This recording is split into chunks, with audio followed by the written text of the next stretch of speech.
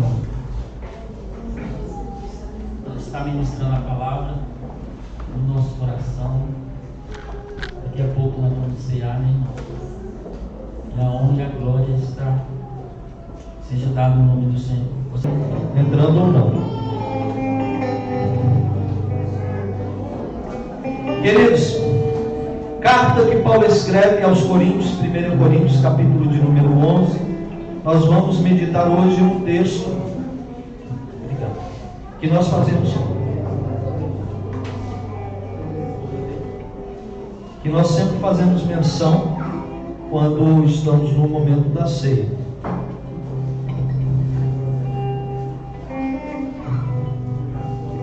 Carta de Paulo aos Coríntios, 1 Coríntios capítulo 11, verso 23.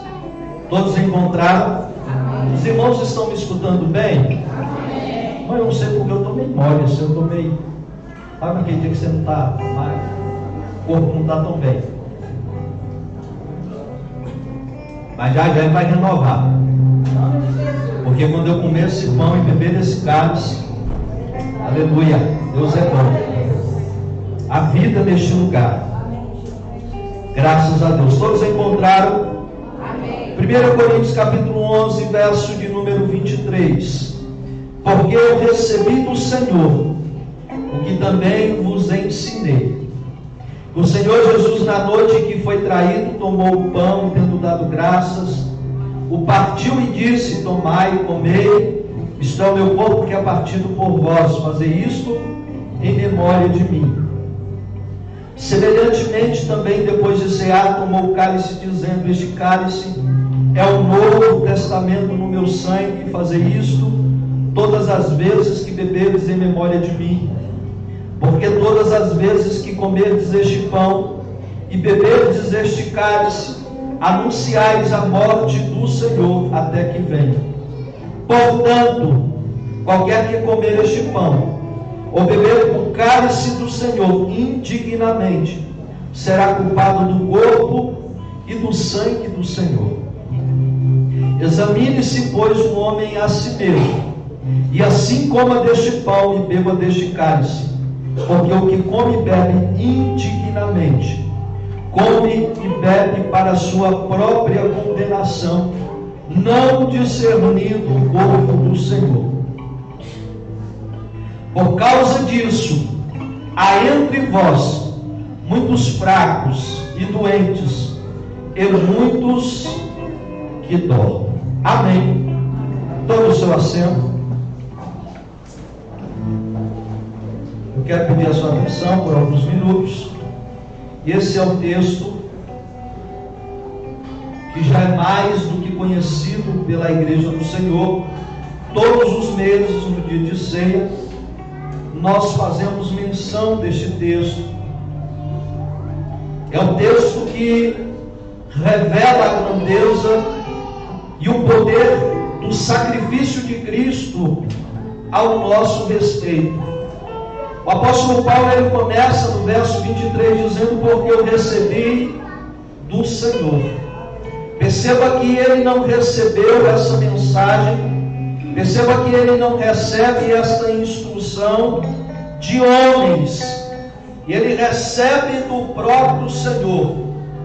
Ele recebe essa mensagem quando ele parte e fica mais ou menos 14 anos buscando a Deus em espírito e em verdade.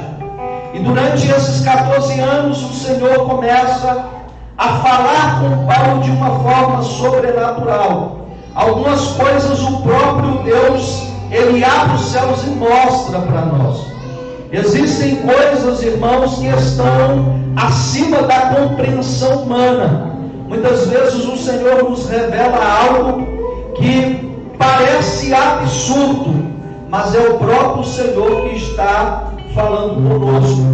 E ele diz: eu recebi do Senhor o que também vos ensinei, que o Senhor Jesus, na noite que foi traído, tomou o pão. Preste atenção que Paulo, ele não estava na ceia do dia em que Jesus foi traído por Judas, mas ele está aqui trazendo uma revelação do céu, porque no dia em que Jesus foi traído, ele não deixou de se sacrificar. Jesus, independente daquilo que eu faço ou deixo de fazer, ele vai se colocar no lugar que deveria estar, para cumprir com o seu propósito final, que era perdoar a nossa dívida e o nosso pecado, e quebrar, derrubar a separação entre o homem e Deus. Deus veio para religar, Deus veio para restabelecer a aliança, né? A comunhão entre o homem e Deus, que havia sido perdida e foi perdida durante muitos anos. Nenhum sacrifício no Antigo Testamento ele tinha o poder de perdoar pecados. Todas as vezes que os homens iam ao tabernáculo ou ao templo de Salomão oferecerem o seu sacrifício ao Senhor, aquele sacrifício não perdoava os pecados, mas apenas cobria os pecados. Mas um belo dia, quando Jesus está passeando, e na verdade ele está indo ao encontro de João Batista também tem uma revelação do alto e diz: eis aí o Cordeiro de Deus, que não só cobre pecado, mas que tira o pecado do mundo. Jesus não veio para cumprir o meu e o seu pecado, ele veio para tirar os nossos pecados, e quando ele fez isso, a palavra de Deus diz que ele pegou todos esses nossos pecados e lançou no mais profundo abismo, para que eles não sejam mais lembrados, porque Deus não é Deus de acusação, Deus é Deus de perdão, Deus é Deus que traz a ligação novamente com Ele. Então Ele não fica lançando ao rosto aquilo que nós fazemos de errado, porque quem faz isso muitas vezes somos nós ou o diabo. E muitas vezes, como o diabo, nós fazemos isso contra o nosso irmão. É comum, irmãos, nós olharmos para os nossos irmãos e jogar eles no inferno. É comum, irmão, nós desejarmos mais o mal para o nosso irmão do que o bem para ele. Sabe por quê? Porque o ser humano é mau. O ser humano por si mesmo, sem Cristo, ele é terrivelmente maldoso. Ele deseja o mal contra o seu próximo. Pela sua mente passa coisas absurdas. Mas se nós estivermos em Cristo, irmãos, a palavra de Deus diz que a nossa mente ela tem o poder e a capacidade de ser transformada, não por nós mesmos, mas pela palavra de Deus, que nos transforma, que nos liberta, que nos faz um novo homem, uma nova mulher em Cristo Jesus. Por isso que o apóstolo Paulo, quando ele escreve aos Romanos no capítulo 12, ele diz: portanto, transformai-vos pela renovação do vosso entendimento, para que vocês experimentem qual seja a boa, agradável e perfeita vontade de Deus. Deus está dizendo: se você quer fazer a diferença em algum lugar, se transforme primeiro pela palavra de Deus, porque ela é lâmpada que ilumina o nosso caminho, ela é água que purifica a nossa mente, ela é água que limpa nós de todos os nossos pecados, ela é água, irmão, que tira todo o mal de nós. Mas só a palavra tem o poder de fazer isso. Você quer ser lavado? Lave-se pela palavra de Deus. E quando Jesus, lá no capítulo 5 de Efésios, quando Paulo está fazendo alusão entre o marido e a mulher, você pode prestar atenção que ele está falando na verdade de Cristo e a sua igreja. Porque no capítulo 5 de Efésios, o apóstolo Paulo diz bem assim, no verso de número 25: vós, maridos, amai a vossa mulher, como também Cristo amou a igreja e a si mesmo se entregou por ela, para santificá-la, porque Cristo nos santificou. Amém. Para a santificar, purificando-a com a lavagem da água pela palavra. Então a palavra ela tem esse poder. Porque muitas vezes nós vemos crentes que ainda, irmãos, estão como meninos na fé, porque não tem sede e fome da palavra. Porque porque não gostam às vezes de ler, de buscar em Cristo um entendimento maior em relação a tudo aquilo que Ele fez por nós. Nós vivemos um tempo de cristãos, irmãos, que não tem comunhão com a palavra de Deus. Eu não quero envergonhar ninguém aqui, mas eu tenho certeza que há muitos crentes aqui que nem sequer abriram as suas Bíblias durante toda a semana. Existem pessoas aqui que nem sequer leram um versículo durante todo o mês. E eles acham que estão em comunhão com Deus. Eles acham que estão em comunhão com a palavra. Mas só está em comunhão com a palavra quem conhece a palavra. Porque a palavra é a verdade de Deus. Conhecereis a verdade, e a verdade vos libertará. Se você quer conhecer a verdade, você tem que conhecer a palavra. Você tem que conhecer os planos, os projetos de Deus para a sua vida. Você tem que acreditar em tudo que está escrito aqui. Porque Deus não é homem para que minta, nem tampouco filho do homem para que se arrependa. O nosso problema é que nós fazemos da Bíblia aquela caixinha de surpresa, aonde nós queremos só as coisas boas dela. Mas as más a gente, não, isso aqui eu não quero, isso aqui eu não quero, isso aqui é para fulano, isso aqui é para o ciclano, isso aqui não é para não, isso aqui é para mim. Mas a palavra de Gênesis e Apocalipse é para todos nós. Porque ela fala, Deus, de todas as promessas que Deus tem ao nosso respeito. Ela nos mostra a incapacidade humana de alcançarmos aquilo que Deus tem para nós, sem andarmos segundo o querer e a vontade dele. Porque se nós não andarmos segundo a palavra de Deus, sabe o que vai acontecer com nós? Daqui a 50 anos nós vamos olhar para trás e dizer: Deus, por que a tua palavra e as tuas promessas não se cumpriram na minha vida? Sabe por que não se cumpriram? Porque nós não andamos segundo o querer e a vontade de Deus. E quando nós não andamos segundo o querer e a vontade de Deus, nós deixamos de viver as promessas que Deus tem para todos nós. Você precisa saber quem é você em Cristo. Você precisa saber para que Cristo te chamou. Você precisa se colocar na posição que Deus quer que você esteja. Porque não dá, irmãos, não dá para brincarmos com Deus. Porque com Deus, irmãos, não existe meio termo. Deus é Deus de coisas justas. Deus é Deus de coisas tremendas para nós. Mas uma vez que nós queremos andar da nossa forma, nós deixamos de viver aquilo que Deus tem para cada um de nós. Quando Deus criou o homem e colocou no jardim, Deus olhou para o homem e disse: Adão, eu quero prover tudo na sua vida. Eu quero ser Senhor da tua vida. E você sabe quem é o Senhor da nossa vida? Ei, deixa eu te falar. Toda casa tem um senhorio. Presta atenção. Quem aqui já ouviu essa palavra do pai ou da mãe dizendo assim: enquanto você comer da comida que eu como, enquanto eu pagar a água e a luz dessa casa, é do meu jeito. Sabe o que ele está dizendo? Eu tenho o senhorio desta casa, porque sou eu o provedor. Só que um belo dia Adão não quis mais. E aí Deus diz: já que você não quer mais o meu senhorio, a partir de hoje você vai sair do meu jardim e você vai comer com o suor do teu rosto, e com dor você vai conquistar. Sabe o que Deus estava dizendo?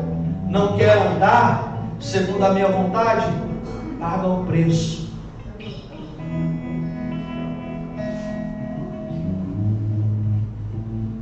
Porque as promessas que Deus tem para nós não nos trazem fadiga e cansaço.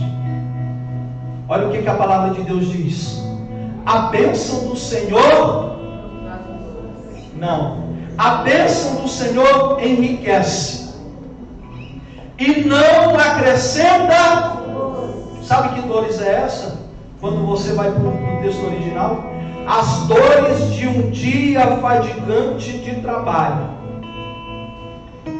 Sabe por quê, irmãos? Porque tem coisas que Deus te dá e que você não fez nada para merecer. Tem coisas que Deus faz por nós, irmãos, que nós olhamos para, meu Deus, mas sabe por quê que Ele dá? Porque Ele está dizendo, ei, eu sou provedor. Eu dou. Já viu? O pai, quando quer presentear o filho, Deus quer ser provedor da sua vida.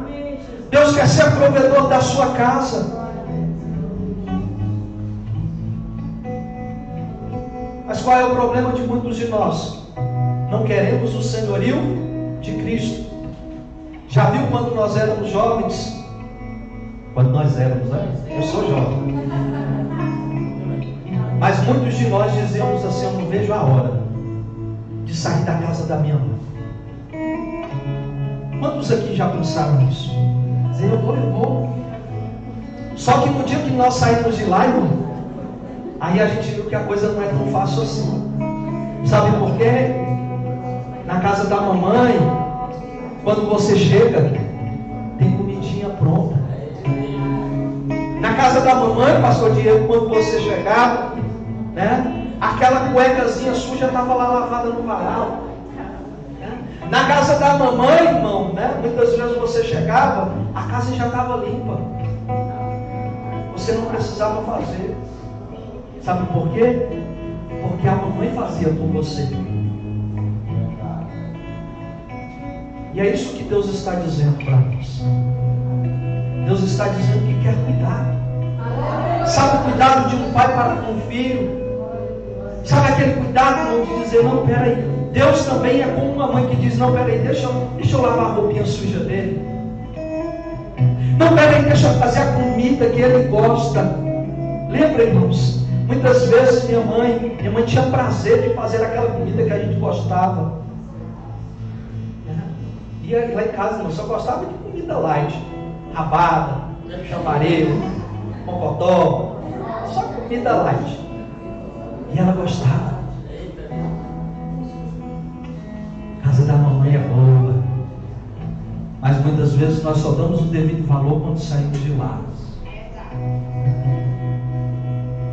Estou dizendo para aqueles irmãos que desceram, estou falando aqui, que quando você tem uma esposa, a sua esposa ela se torna a sua mãe.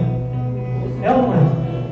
A tua mulher, ela faz a comida, ela lava aquela roupa suja, ela faz o papel da mãe. Mas aquele que não tem mãe está desprovido de cuidado, está desprovido de zelo. Ei, deixa eu falar para você. Feche os seus olhos. Deixa eu dizer para você nessa noite. Estou em tom espiritual agora. Volta para a casa da mamãe. Volta para a casa do papai. Aleluia. Lá tem provisão para você. Lá tem suprimento, lá tem comida. Lá tem cama, lá tem aconchego, lá tem paz. Lá tem abrigo. Sabe aquela água quentinha quando você liga assim, falou que água gostosa? É Deus cuidando de você. É Deus zelando pela tua vida. É dizendo para nós, eu quero ser o Senhor novamente. Eu quero voltar a cuidar de você como eu cuidava antes. Porque não há ninguém que cuide de nós como o nosso Pai Celestial. A nossa mãe e o nosso pai terreno têm todos os cuidados com nós, mas o cuidado deles não se compara ao cuidado do Senhor.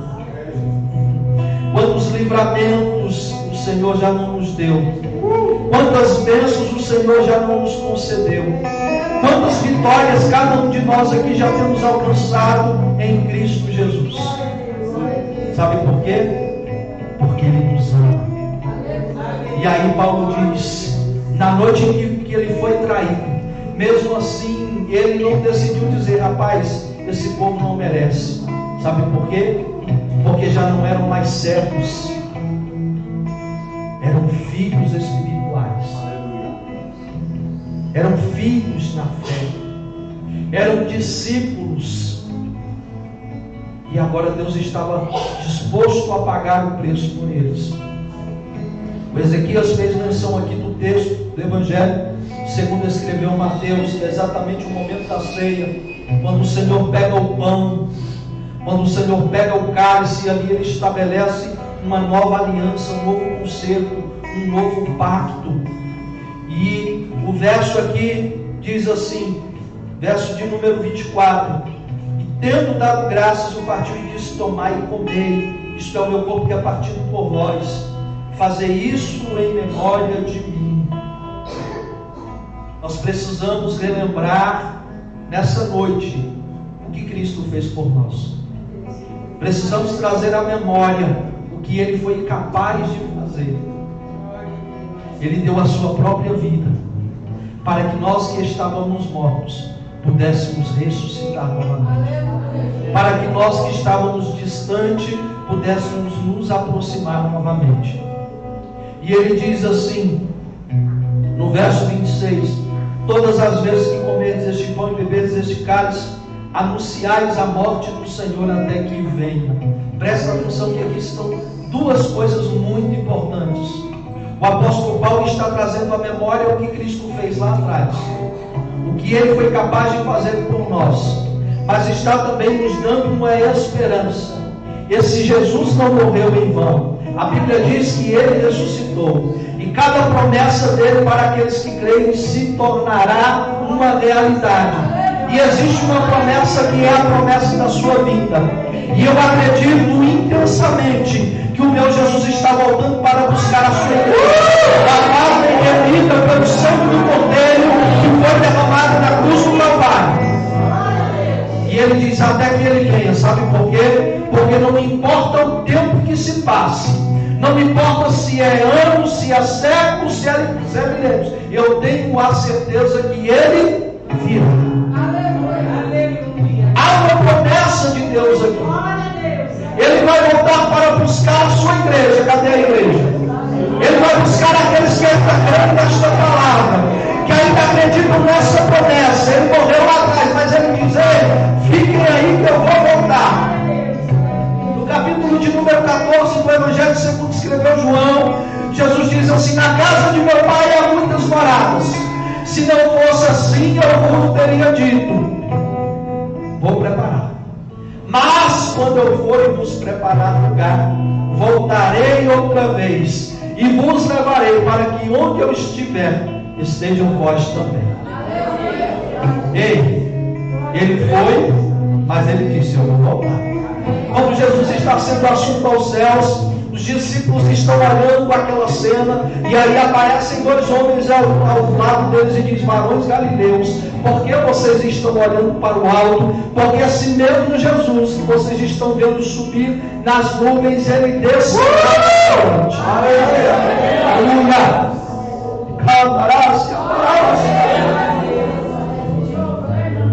Quantos esperem? Não, esse mundo não está para crente. Meu Deus do céu, é tanta desgraça nesse mundo. Mas deixa eu te falar, enquanto nós estamos neste mundo, que nós venhamos ser sal e luz, que nós venhamos brilhar como sal e luz neste mundo de trevas. Ei, deixa eu te falar uma coisa, tem muito crente que está se brilhando por si mesmo, mas o nosso brilho vem do sol da justiça. Crente que brilha por si mesmo não está apagado, não sabe. Porque o crente brilha não é porque ele é alguma coisa, mas porque Deus é na vida dele. E se o sol da justiça está brilhando sobre a tua vida, você é luz. E aonde você chega, irmãos, as trevas se dissipam. Sabe por quê? Porque mostra que a palavra de Deus está inserida em você. Já viu, irmão? Tem crente que onde ele chega, o ambiente muda. Não precisa nem falar muita coisa, irmãos. Sabe? Tem crente, irmão, que ele chega e diz: rapaz, o negócio aqui está diferente. Que luz é essa? Que graça é essa? Que envolvimento é esse? Sabe por quê? Porque ele tem o sol da justiça. Aleluia. E aí o apóstolo Paulo diz assim, e essa é uma parte que nós precisamos entender. Ele diz: portanto, ele está dando continuidade a tudo que ele, presta atenção, ele está voltando lá no capítulo de número 10, versículo 1 em diante. Porque essa palavra, portanto, sendo assim. Ele está dando continuidade a tudo aquilo que ele falou atrás. E ele diz assim: portanto, qualquer que comer ou beber o cálice do Senhor, indignamente. Deixa eu falar para você, que tem muito crente que se acha a última bolacha do biscoito. A bala que matou o John Lennon. Ei, você não é nada. Sabe o que nós somos? Aleluia. Não é pelo que você fez. Para com isso, irmão. Sabe o que você e eu merecíamos? Sabe o que nós merecíamos? Ir para o inferno. É isso que a palavra diz. Mas sabe o que a mesma palavra diz? Que Ele nos amou com um amor tão imenso, tão grande, que Ele diz: eu não vou deixar.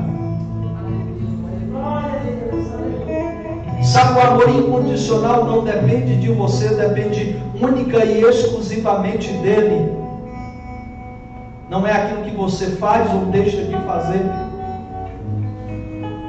Indignamente aqui é advérbio de modo. É a conduta, a forma que as pessoas estavam compartilhando a mesa do Senhor. E você sabe como é que eles estavam compartilhando a mesa do Senhor? Faltava a primeira coisa, que é representada na ceia, comunhão. Eles não esperavam uns pelos outros. Havia também naquele lugar distinção. Havia uma barreira. Peraí, você é da classe alta, você é de cá, você pode, coitado, fica de cá. Mas Deus não veio para isso. Ele não enviou seu filho para isso. Então, o indignamente aqui é advérbio de modo, ou seja, você precisa entender que não é desse jeito porque está errado. É o modo com que você está compartilhando. Indignamente significa isso. Porque se nós trouxermos, irmãos, presta atenção no que eu vou dizer. Se nós trouxermos para o contexto de que nós não merecemos mesmo. Você não bebe porque você merece alguma coisa. Você bebe porque você é pecador. Você bebe porque você é falho. Sabe por quê? Porque enquanto ele não descer, nós precisamos continuar fazendo esse memorial. E aí você só vai entender esse texto se você ler Levítico de número capítulo 6. O que representa o pão e o cálice. É memória. É em memória. É aquilo que aconteceu e aquilo que acontecerá. E aí ele diz assim, verso de número 28. Examine-se, pois, o homem a si mesmo. O exame aqui, irmão, não é para eu me colocar como um miserável e dizer, não, eu não vou beber porque eu briguei com a minha mulher, pastor. Pastor, eu chamei minha mulher de feia e eu não vou beber hoje. Pastor, mas é porque, sabe, ver aquele pensamento assim, né? Hoje eu queria pegar aquele irmão de vez quando eu brigo e jogar ele pela janela. E hoje eu não vou beber. Você não sabe o que é a mesa. Examine-se. Ei, você precisa entender e buscar dentro de você aquilo que ainda te faz mal. Sabe por quê? Porque todos nós, irmãos, ainda temos uma coisa chamada corpo do pecado. Paulo diz: quem me livrará desse corpo? O exame aqui não é para você dizer, não, eu pequei e não posso comer mesmo. O exame aqui está dizendo, examine-se. Entenda qual o motivo que Cristo morreu por você. Quando você vai no médico, você vai para sair de lá condenado? Ou você vai para fazer exames para detectar qual é o motivo da sua doença, da sua dor e da sua enfermidade.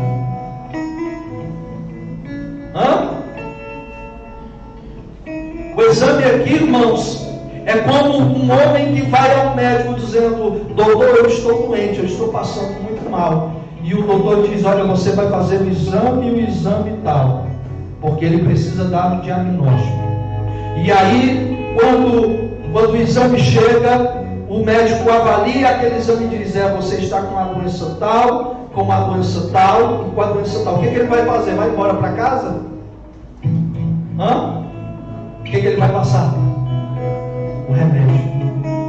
Você precisa tomar isso, isso e isso. E ele te orienta como você vai fazer. Você precisa tomar de 3 em 3 horas, de 6 em 6 horas, 3 vezes ao dia. Mas ele só te dá o remédio depois que ele descobriu a enfermidade. Ele não vai olhar para a sua cara e vai falar: olha, vai ali e compra um remédio tal. Não. Ele vai te examinar primeiro. E é esse exame que o apóstolo Paulo está dizendo: examine-se, pois, o homem a si mesmo. Por que Jesus morreu por você? Por que você precisa tomar o cálice nessa noite? É porque você é bonzinho? Porque você errou mais uma vez. Aonde que você errou? E aí, entender Deus, eu errei mesmo. É reconhecer. Deus não quer meninos, filhos coitadinhos. Deus quer filhos que reconheçam que são falhos, dizendo: Deus, eu errei, eu continuo errando, mas o Senhor sabe o meu coração. Porque, irmão, você precisa ser verdadeiro. Você pode enganar o teu pastor, você pode enganar a tua esposa, você pode enganar o teu pai, você pode enganar a tua mãe, mas Deus ninguém engana. Deus ninguém pode enganar.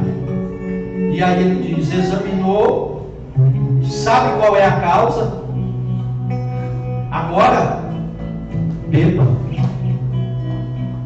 Ele diz: examine-se, pois, o homem a si mesmo. E depois do exame você decida beber ou não. É isso que ele está dizendo. Ele diz: examine-se, pois, o homem a si mesmo. E depois desse exame, coma e beba. Sabe por quê? Porque houve discernimento, houve entendimento. Você sabe aonde está a tua falha. Você está diante de Deus pedindo perdão a Ele, dizendo: Deus, me transforma, me molda, trabalha em mim.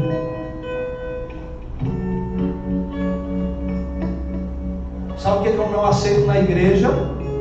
Pastores que tiram a ceia dos seus membros. Se algum dia eu congregar em uma igreja assim, eu dou tchau para ela no outro dia. Porque isso é absurdamente absurdo. Porque quando você disciplina o seu filho, você pode dar uma boa surra nele. Você pode tirar tudo o que ele gosta. É a televisão, é o celular, mas você jamais pode tirar a comida dele. Ele jamais deve ser provido do essencial para continuar vivo. Porque se você tirar a comida do seu filho e falar: você não vai comer mais e não vai beber, ele vai morrer, José. Pastores que se colocam no lugar de deuses. E aí a pessoa diz: pastor, eu me arrependo do meu pecado, eu posso participar da ceia? Não, irmão, você vai ficar 100 meses sem cear, mas fraco ele irá ficar. A Bíblia diz que aquele que confessa e deixa alcança misericórdia. Diferente do homem, irmão. O homem, a misericórdia do homem é: não, peraí, a minha misericórdia é o seguinte: o primeiro é os 6 meses de disciplina, depois eu vou ser misericordioso com você, talvez eu deixe você comer novamente. Porque é assim que nós homens somos, né? Mas com Deus não é assim. Você precisa aprender isso.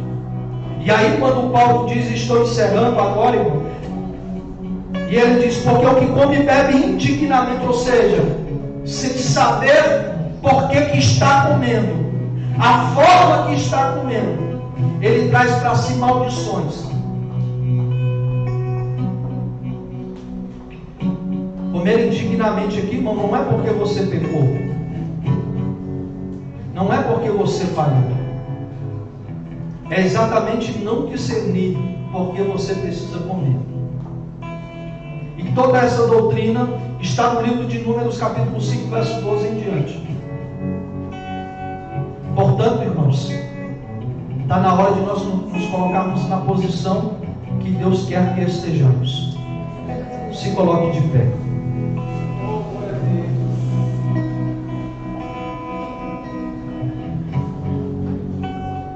Pastor, eu pequei. Eu também pequei. Irmão, durante o mês de fevereiro que passou, irmão, eu perdi a conta dos pecados que eu cometi.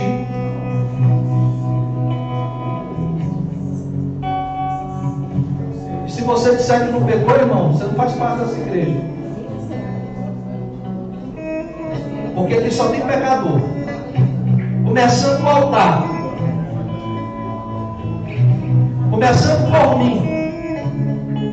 Mas presta atenção. Eu não peco como o mundo peca lá fora, voluntariamente. Você não peca como o mundo peca lá fora. Você não sai dizendo assim: hoje eu vou pecar, hoje eu vou até anotar quantos pecados eu cometi. Não tem que ser assim. Só que nós pecamos. Sejam em atitudes, pensamentos, nós continuamos pecando. Por causa desse corpo. Por causa, irmão, que o pecado é como a gravidade que nos puxa para baixo, porque no dia que não existe mais pecado, irmão, você sobe.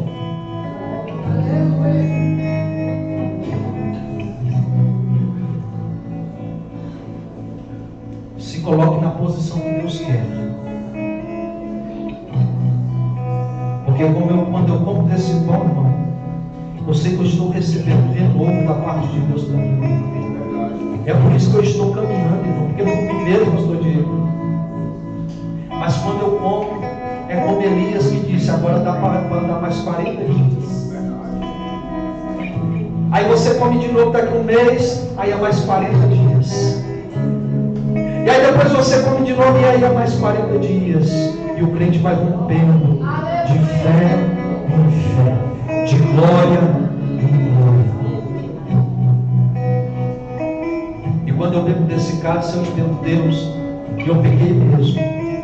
Eu falei por muitas vezes, mas aí Deus diz no meu coração: mas eu estou te perdoando. Será pecado? É, Jesus, aleluia. E quando eu bebo, irmãos, é como se eu voltasse lá na cruz e olhasse para aquela cruz e o meu Senhor me dissesse: todos os teus pecados foram perdoados. Só que amanhã eu vou pecar, depois da manhã eu vou pecar, depois de amanhã eu vou pecar de novo, mas depois eu vou estar aqui novamente e o meu Jesus vai me dizer: todos os teus pecados foram